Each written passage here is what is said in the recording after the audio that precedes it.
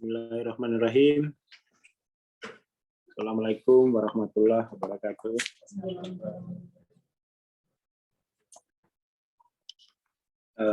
Selamat malam.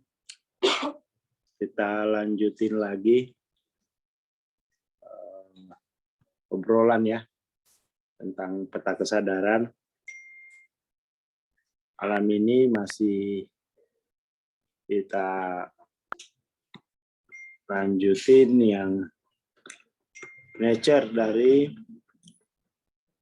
250 ya.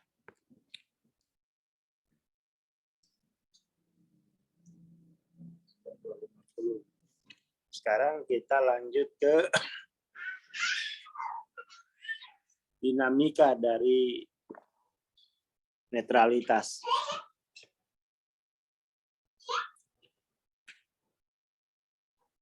Jadi posisionalitas menghasilkan dualisme persepsi yang timbul dari penyimpangan ego dan keterbatasan inheren ya. Jadi keterbatasannya itu kemampuan ego untuk berpikir akurat. Ini saya ingatkan teman-teman yang mengikuti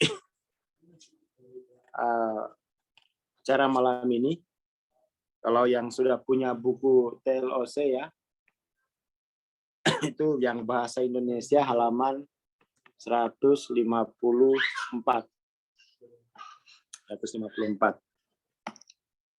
Jadi posisionalitas ya. Jadi posisionalitas itu lahir ya. Lahir dari identifikasi diri ya. Lahir dari identifikasi diri. Identifikasi diri di mana apa namanya itu ya, sumber rasa kesayaannya itu pasti yang material gitu ya, atau biar gampang kita asumsikan saja bahwa sumber rasa kesayaannya itu adalah tubuhnya. Jadi masing-masing memiliki posisi sendiri-sendiri itu. Jadi posisionalitas itu apa namanya ya, konsekuensi dari identifikasi diri atau identifikasi dari source of self-nya itu adalah yang material. Makanya ketika saya mengidentifikasi diri dengan tubuh, maka tubuh saya itu bukan tubuhnya orang lain. Nah, itu kemudian melahirkan ciri posisionalitas.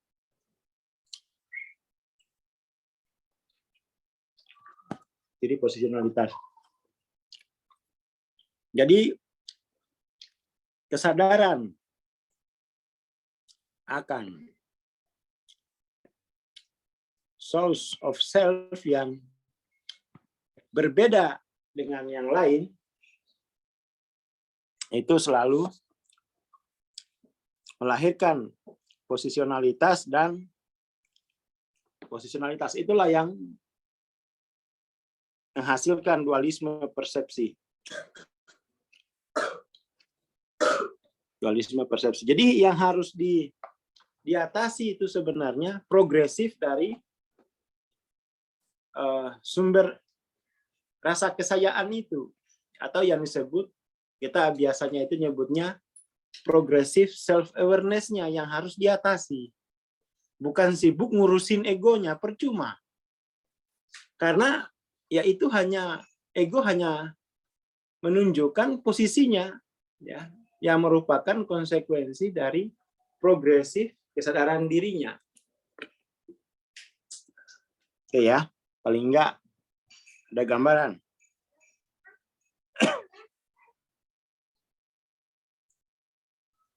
Dan kalau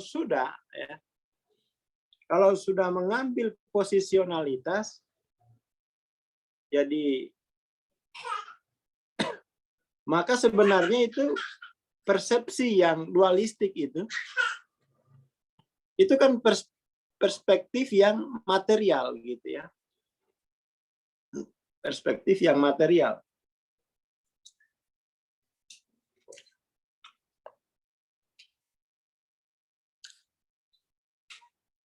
Jadi dalam posisionalitas itu satu-satunya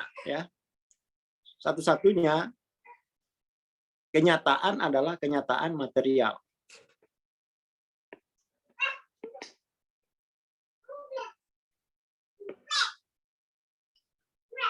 Hanya itu. Nah, itu yang disebut dengan dualistik. Satu-satunya kenyataan adalah kenyataan material.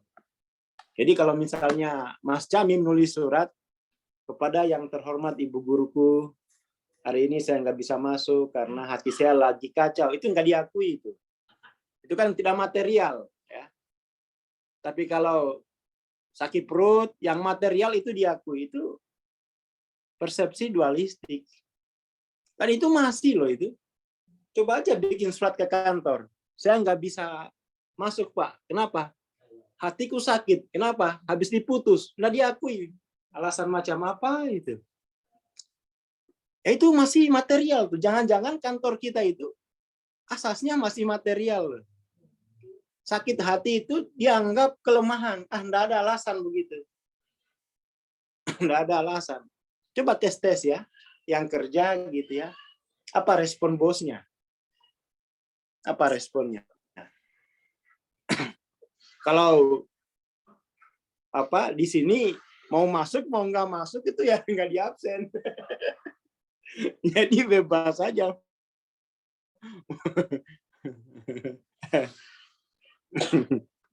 Oke ya. Jadi ini mesti kita memberi titik tekan yang lebih lah ya. Kita itu saya melihat, jadi semalam tuh mikir gitu ya. Saya melihat kebiasaan belajar. Ya.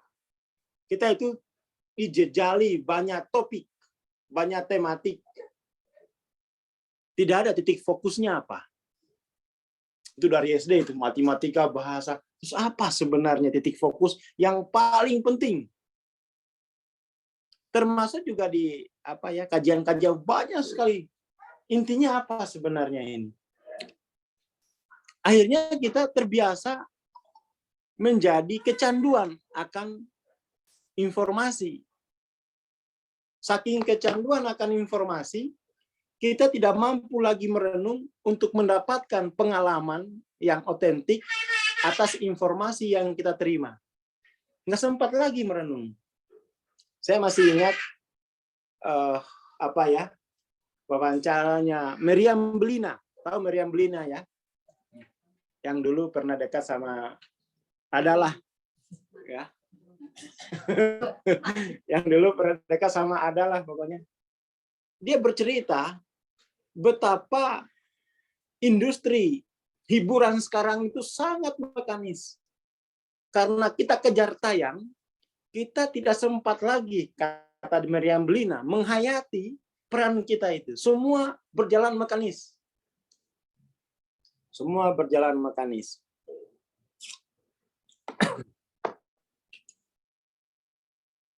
Seperti itu. Jadi, termasuk di pengembangan diri ini, tidak jelas itu tekan. Nanti ada lagi materi, nanti ada lagi materi, nanti ada lagi. Kalau di PCI jelas dia. Pokoknya garap aja progresifnya itu udah. Mau materinya apa aja dalam rangka untuk mempercepat progressive self-awareness. Hanya itu satu-satunya. Mau bahasa apa aja, pokoknya diarahkan ke sana semua dulu. Diarahkan ke sana, ke percepatan evolusi progressive self-awareness. Hajar aja terus di sana.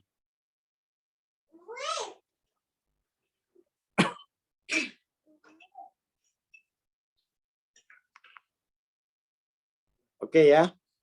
Jadi ini mari kita di 2022 ini ya. 2022 fokus progresif. Jadi kalau beli buku enggak progresif rugi walaupun bukunya harga 1.000. Kenapa? Kita hanya akan dijejali, kita hanya mengalami kecanduan informasi tanpa punya kemampuan untuk mengalami informasi. Itu gila ya, nggak mampu dialami.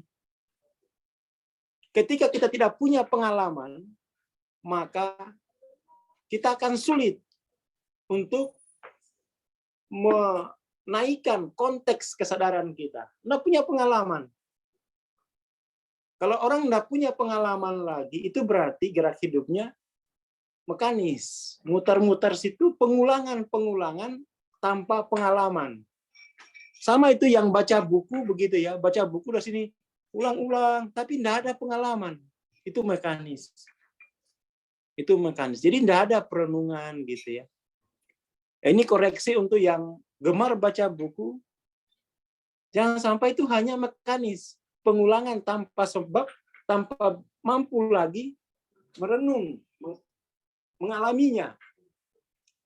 Tanpa mampu lagi mengalaminya. Apalagi sampai kalau tidak mampu mengalami, dia akhirnya tidak akan bertambah konteks kesadarannya. Tidak progresif.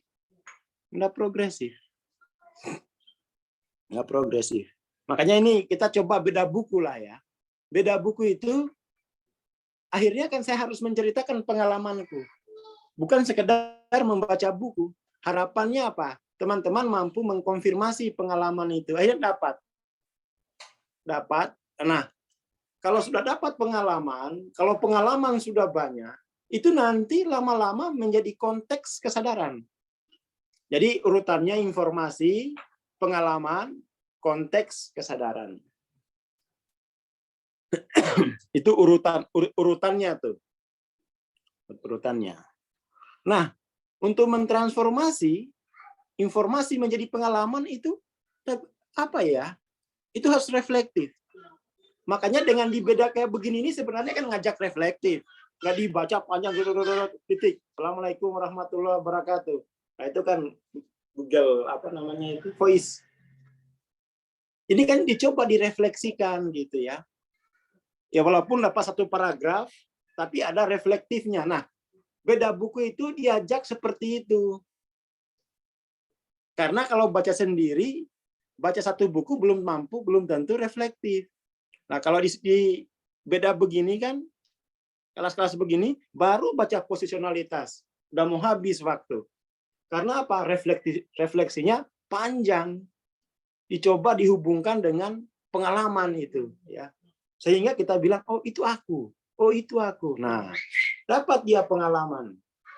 Tapi kalau baca sendiri, ya itu belum tentu reflektif. Oke ya, itu poinnya ya. Itu poinnya. Jadi ini sepanjang berapa ya? 2 tahun lah. 2 tahun beda buku itu supaya ngajak reflektif. Ngajak reflektif. Biar enggak mekanis gitu ya. Panjang aja itu. Kadang judulnya diselingi dengan canda. Kenapa? Ya biar punya pengalaman sendiri. Ya kan? Disebutin Meriam Bellina biar tahu, oh ya pengalamanku sama Meriam Bellina pernah. Biar punya pengalaman, ya. Diajak masuk ke pengalaman sendiri. Nah, hanya dijejali informasi kayak di sekolah, dah boleh punya pengalaman sendiri. Lagi mana progresif kesadaranku mau naik kalau aku tidak diizinkan punya pengalaman sendiri. Kan bukan begitu caranya untuk cerdas. Ya kan? Itu ya. Oke.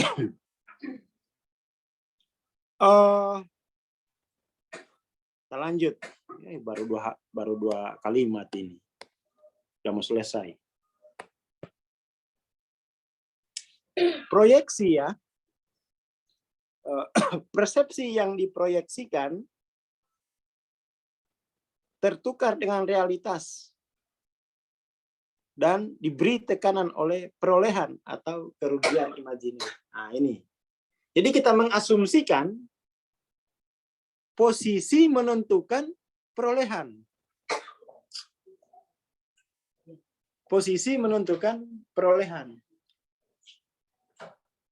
Ya, itu kalau di apa namanya? Itu kalau di realitas materi memang begitu. Itu bukan salah, itu benar di realitas materi.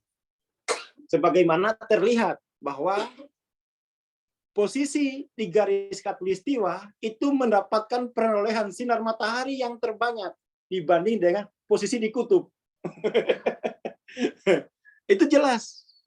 Itu jelas bahwa posisi menentukan perolehan. Itu material.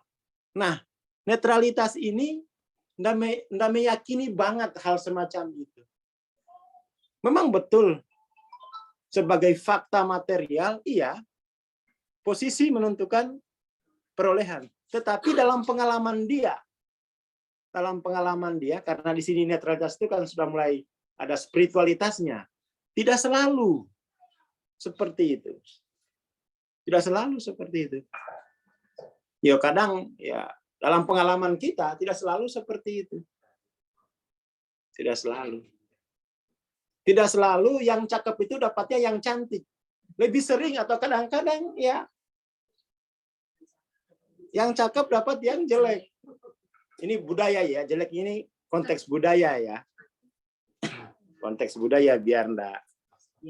Ya paling enggak itu maksudnya tahu maksudnya itu netralitas itu dia tidak ini banget gitu loh. Enggak kaku banget pada hipotesis bahwa posisi menentukan jumlah perolehan.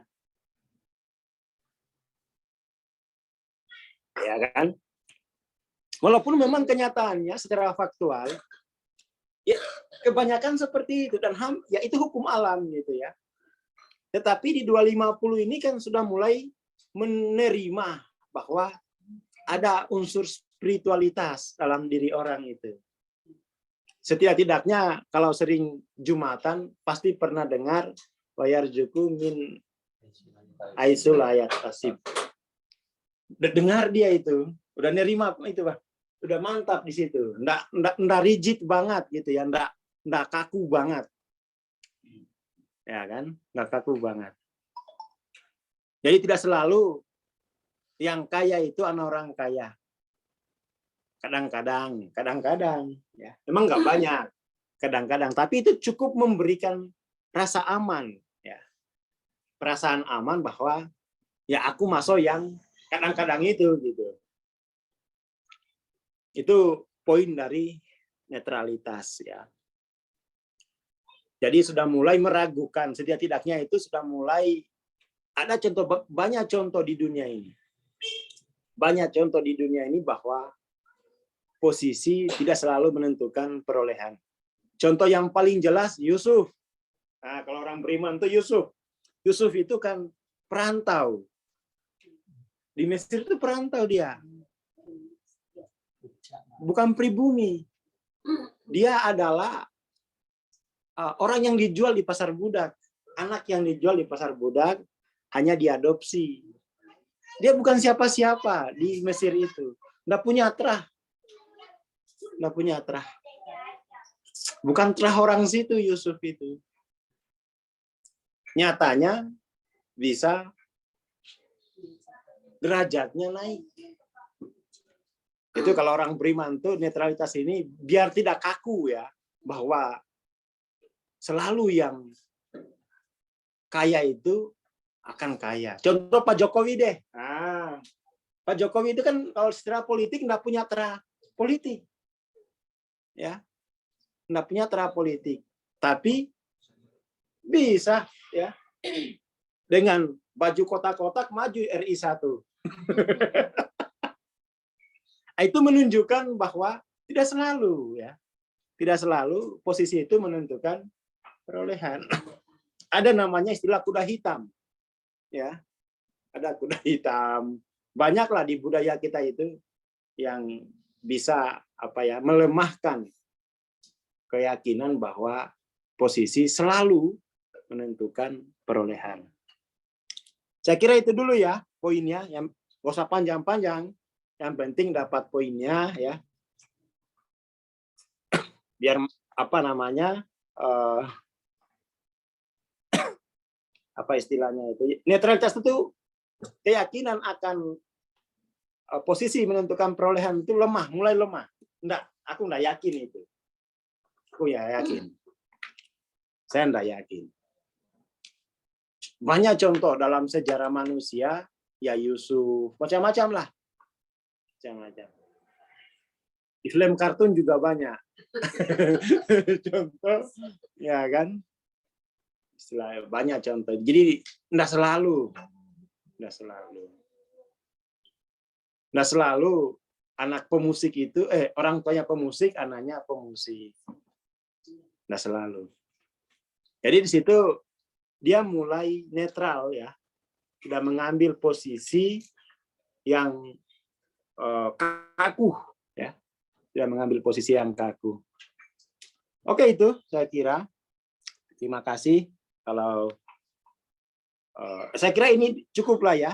Kalau usah panjang-panjang nanti nggak mau belajar lagi. Cukup satu paragraf, tapi maksudnya itu terang gitu ya, cetok. Nanti itu cetok. Jadi kalau yang masih percaya bahwa posisi menentukan perolehan, kirimin rekaman malam ini, suruh piknik yang jauh, minum kopinya yang kental. Jangan kebanyakan gula, terkencing manis. Ya, oke lah, gitu ya, Kotoni ya. Singkat, padat, nggak usah panjang-panjang. Terima kasih. Assalamualaikum warahmatullahi wabarakatuh. Waalaikumsalam. Baik, terima kasih Pak Kasar. Terima kasih untuk sahabat kelas semua yang sudah bergabung. Kita ketemu kembali minggu depan di waktu yang sama. Selamat malam semuanya. Terima kasih.